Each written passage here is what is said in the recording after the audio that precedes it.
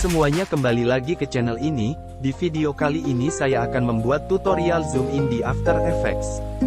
Sebelum mulai ke videonya, silakan tekan tombol subscribe agar tidak ketinggalan video terbaru dari saya. Pertama-tama masukkan klip sekalian ke After Effects. Kemudian buat komposisi baru dengan ukuran yang kalian inginkan.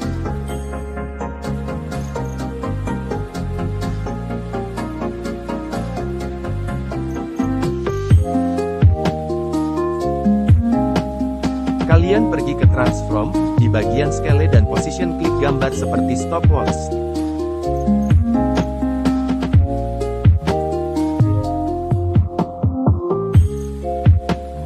Kemudian maju sekitar 7 frame.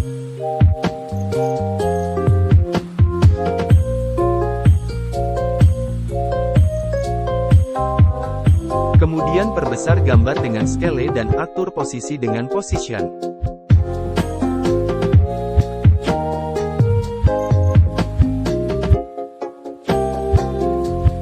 Kemudian hidupkan motion blur-nya.